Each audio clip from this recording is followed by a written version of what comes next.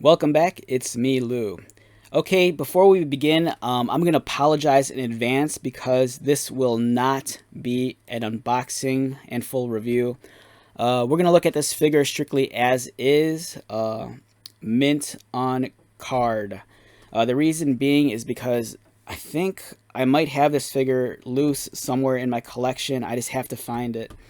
I was digging around the other day, and I'm having the hardest time trying to find some of my figures because for a lot of my DC characters, they're stored in multiple bins. They're all loose, and I kind of just like there's no rhyme or reason to how I arranged them. So some of my Mattel figures are mixed in with my DC Direct figures and my DC collectible figures, and it's kind of a mess. All right, so why are we looking at this Batman Arkham City Catwoman figure? All right, so recently, McFarlane, through their social media, like on Instagram, they kind of revealed photos of upcoming figures in the DC Multiverse line. So they're going to be releasing, you know, more figures for the Arkham games, and one of the figures I believe was Catwoman. So I think there's a Penguin. They're, I think they're re-releasing Arkham Batman. Not Arkham Knight, but I think Arkham. I think it's the original Arkham Asylum figure, but I think it's just under the Arkham City label because I believe all the figures they're coming out are for Arkham City. So I think there's Catwoman, there's Penguin, Batman. I can't remember the fourth one, and I think the Build-A-Figure is Solomon Grundy. I think. My memory's kind of hazy. But the reason why we're looking at Catwoman is because, they're coming out with a new Catwoman figure, and, it made me really nostalgic at seeing those photos for the older figures. And then, like I said, I was hunting around for it because I think I have it in my collection, but I couldn't find it. So I ended up getting this online. The price was pretty reasonable, and I was kind of surprised about that. Found it on eBay, and I think it was maybe like $5 over retail, and which I think maybe it's like $25 or $27 I paid for this. All right, so this is Batman Arkham City Catwoman from Series 2. This was produced by DC Direct over here. DC Direct is now known as DC Collectibles, and DC Collectibles is now being distributed by McFarlane Toys. So it's a really nice partnership.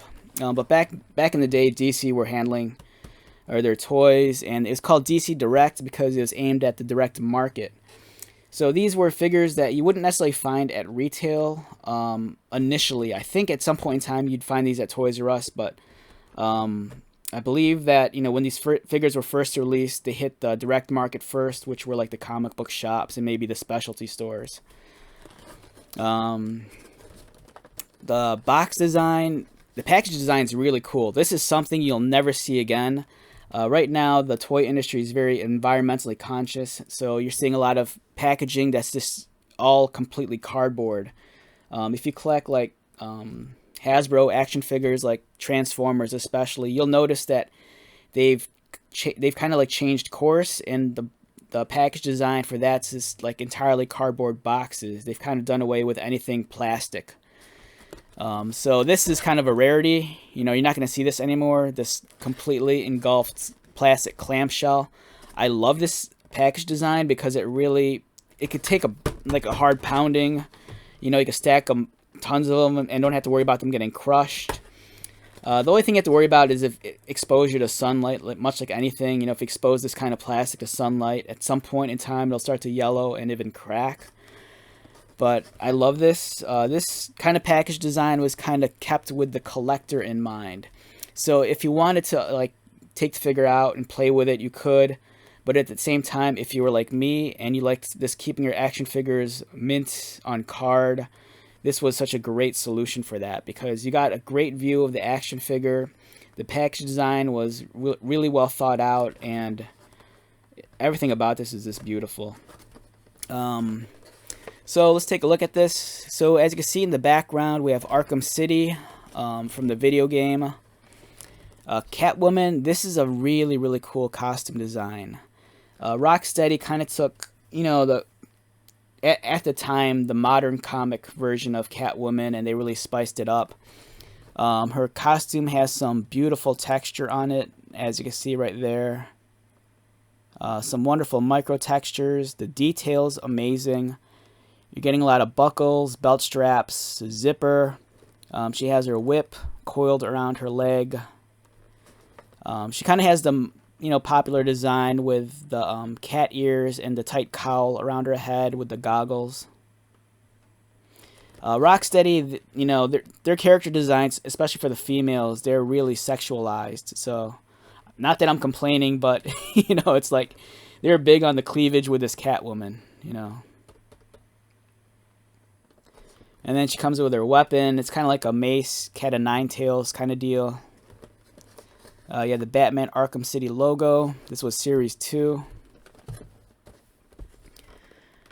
And then here's some of the other figures in Series 2. So Series 2, looking at this now, I remember passing on some of these figures. I never got the Riddler, and I never got Mad Hatter. I do have the Hush, and I do have Batman, but this is the Detective Mode variant.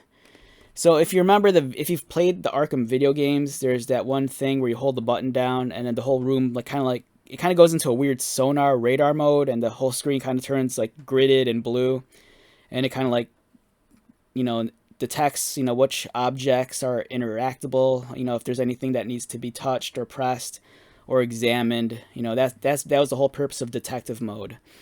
And it seemed like it was just kind of like a cheap way to re-release Batman again, but this as a variant. So you're getting them in this all kind of like monochromatic blue, which is kind of cool, because if you already have the first version, this is just a fun, second version to get. The characters here, like I said, Rocksteady, they're really cool with some of their character designs. I love this take on the Riddler. Like modern Riddler, if you read the comic books, for whatever reason, they kind of felt the need to make him really cool and hip. But this, I like this. This looks like a guy that's really nerdy. There's nothing hip or cool about him. It looks like this is a guy that's really gets away with just thinking his way through life. Newer Riddler, I've seen him with like really slick hair and tattoos, and that's not Riddler. This is a cool take on Riddler. Hush here is pretty cool also. It's a kind of a much more updated, stylized version of the one that Jim Lee gave us in the Hush comic book series. They kind of did away with the red trim and the red harnesses and belts, instead opted for brown leather ones, which works. It makes the character look a little bit more muted. And Mad Hatter here, it's a great design. It's almost borderlines on like looking like a leprechaun. Really, really fun. So this figure came out, I believe, there's no date on here. God, this was a lifetime ago. There's a part of me that wants to say 2011. I might be wrong on that. It's cool also. I've mentioned this before. So during this period of collecting action figures, the toy companies, especially like DC Direct, they're really, really cool about honoring the sculptors and giving them credits. You rarely see this nowadays, unless, the company is really driven by like fans of the hobby. Like with corporate entities like Mattel or Hasbro, very rarely will you see a credit given to like who produced the package design or who sculpted the figures. But DC Direct, they're awesome. They gave credit to the sculptors, so here, Batman was sculpted by Dave Cortez, and it lists all the different sculptors. So that's really awesome. So kudos to DC for back then giving a lot of credit to the artists. So yeah, this is a cool figure. For me, it's a nice trip down memory lane, and right now I really gotta figure out where this figure is, because I know I have her loose somewhere in the house. I just gotta find her. Now, if you're wondering if a figure like this scales well with like a McFarlane figure, possibly. I believe this figure measures in at 6.5 inches, which for a female figure might be okay, considering you could say that she's shorter than Batman, and proportion-wise, I think she kind of flows well, with the McFarlane figures. Like there's the Zoe Kravitz Catwoman from the live-action Batman film, and that's a surprisingly really small action figure compared to some of the other female figures in the McFarlane line. So I think something like this, if you want to use it as a display piece, I think it would work well, especially from a distance. But I think once you got up close and realized that the action figure engineering is a little bit different. You know, there might be some discrepancy.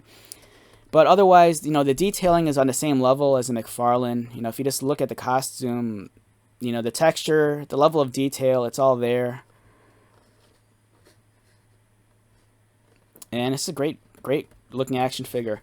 I do have a Mattel version of this character. So my hopes is that in the near future is that I'll do like a flashback review on that and kind of compare it to this one. Alright, so with that being said, let's wrap this one up. Again, I apologize if you were expecting a full unboxing and review. I'm sorry I couldn't deliver the goods on that. This figure has been around for a while, so chances are you might be able to find a review online.